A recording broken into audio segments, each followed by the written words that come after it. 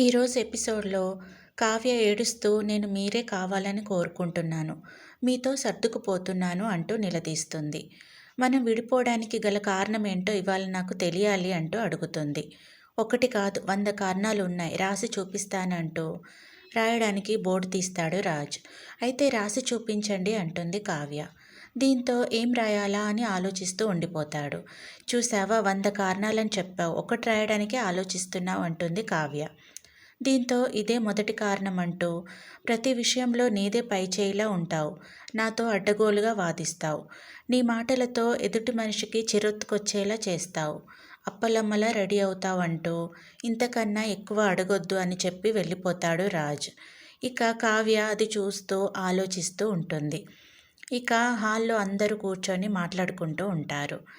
కావ్య ఆఫీస్కి వస్తుంది కదండి, ఎలా వర్క్ చేస్తుంది అని అడుగుతుంది అపర్ణ. ఇక ప్రకాష్, అబ్బా ఏం అడుగుతావులే వదిన, సూపరో అంటాడు.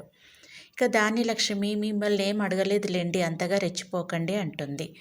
ఇక సుభాష్, నిజంగా కావ్య లాంటి డిజైనర్ ఈ జనరేషన్లోనే లేరు అపర్ణ, ఎప్పుడో మా చిన్నప్పుడు అలాంటి వాళ్ళని చూశాను అని అంటాడు. అందరూ కావ్యను పొగుడుతుంటే ధాన్యలక్ష్మి అక్కడి నుంచి వెళ్ళిపోతుంటే ప్రకాష్, ఏంటి ధాన్యం అలా వెళ్ళిపోతున్నావు అనగానే, నువ్వు కాస్త నోరు మూసుకుంటావా అంటుంది.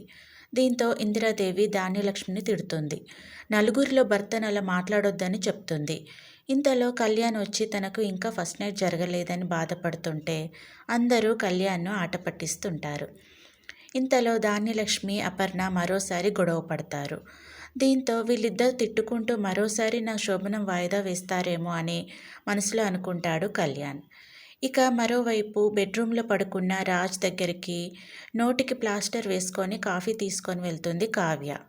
రాజ్ నిద్రలేచి చూసి కావ్యం చూసి షాక్ అవుతాడు. ఏంటి ప్లాస్టరు, ఏంటి మ్యాటర్ అని అడుగుతాడు. మీరు రాత్రి ఏమన్నారు? నేను అడ్డగోలుగా వాదిస్తాను అన్నారు, నా మాట గెలవాలనుకుంటున్నాను అన్నారు. అసలు నేను మీతో మాట్లాడకుండా నోటికి ప్లాస్టర్ వేసుకుంటే ఎలా వాదిస్తాను, ఎలా నా మాట నెగ్గాలనుకుంటాను అంటుంది. దీంతో రాజ్, అంటే ఇప్పుడు తమరు ఈ బోర్డులో రాసినవన్నీ ఫాలో అవుతారన్నమాట అంటాడు. ఇక కావ్య, ఏం డౌటా, మీకు నచ్చినట్టే ఉండాలి, మీరు మెచ్చినట్టే ఉండాలి, మీరు నచ్చుకోకుండా మాట్లాడాలి, మీకు విసుగు తెచ్చుకోకుండా నేను చూసుకోవాలి, అలాగే ఇక నుంచి నేను మీకు అప్పలమ్మలా కనిపించను అని అంటుంది. అంటూ కాఫీ ఇచ్చి వెళ్ళిపోతుంది. దీంతో రాజ్, దీని కాన్ఫిడెంట్ చూస్తుంటే నిజంగానే సాధించేలా ఉంది అని మనసులో అనుకుంటాడు రాజ్. ఇంతటితో ఈరోజు ఎపిసోడు అయిపోతుంది.